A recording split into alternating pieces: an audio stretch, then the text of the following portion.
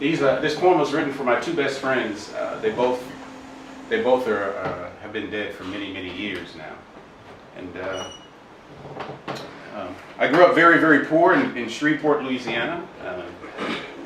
And this poem sort of just epitomizes my adolescence growing up in my hometown, Shreveport, Louisiana.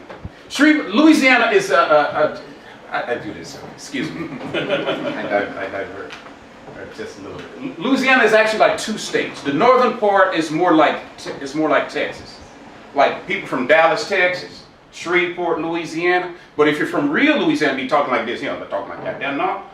They ask you a question. They answer the question before you can answer. Who your peoples? The Williams?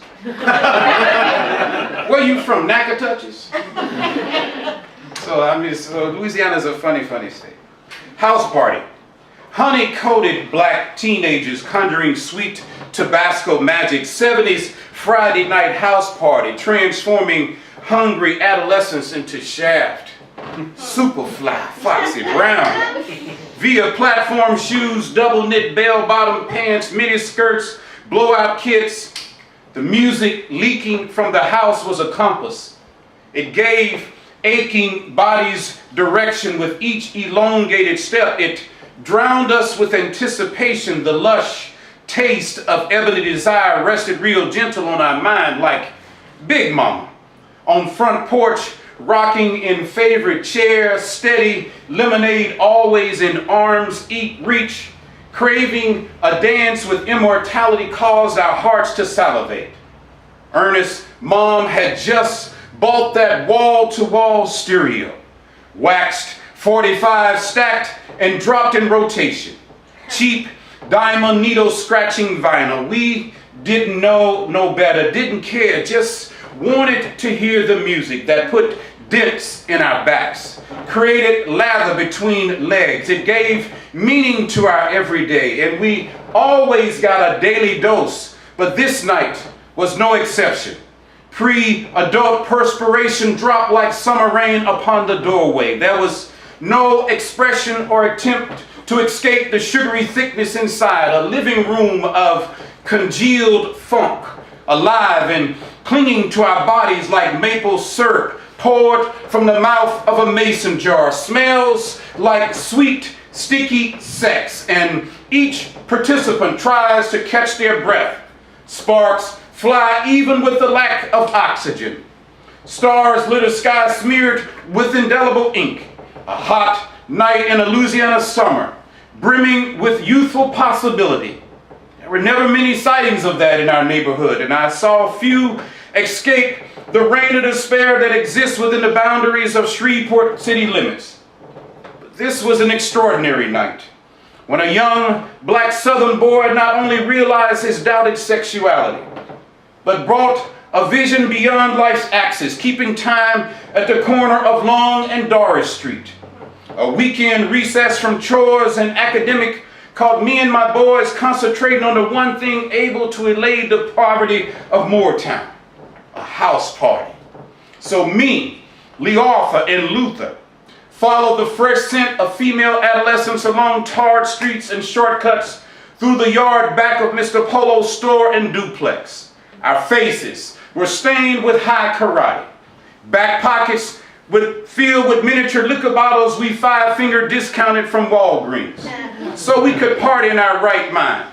It's impossible to unearth acceptance when you're the too smart kid.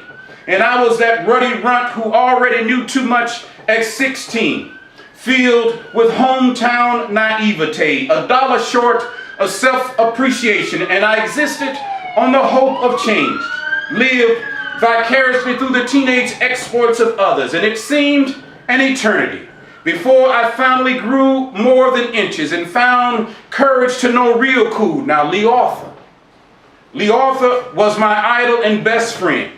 Young girls called us cat eyes. He was a prince among commoners, a sinewy jock with 3 sports letters. His hair was parted off center and he had a driver's license. Never told him that he was my hero, even though I never understood why he quit the football team his senior year. Now, Luther was a court jester, ghetto comedian, illiterate and dark as coal, and Native American cheekbones. He had a way of settling disputes via fist diplomacy that always quieted his adversaries. Kicked my ass a few times, but he always had my back. It's hard to believe that Teeny Weenie's dad emptied a gun into him over change for a 10. And I forgot to tell him that I loved him. And Vietnam was finally closing shop. Anti-black schools were being integrated while the Beatles insisted that we let it be. Yet all the world I wanted to know was inside that front door. A mixture of sweat and funk, percolating, gladiators of grooves with bodies clashing. Tear away the armor of inhibition, and the beat undulated the crowd, hypnotized us with each note, pounded rhythms into our spine. And there was Pam Boyd in a dim kitchen corner, my 7th grade crush, all grown up. But puberty never granted me courage to even approach her beauty.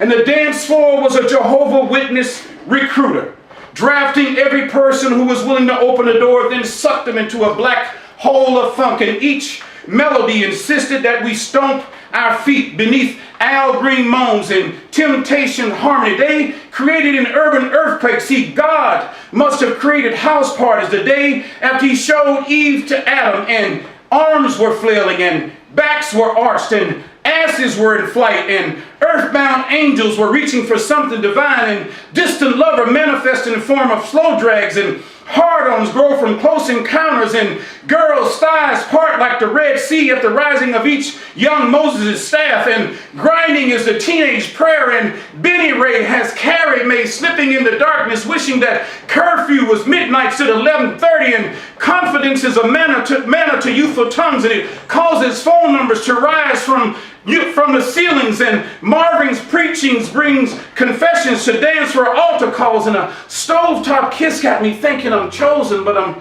still 2 virgin summers shy of self-confirmation.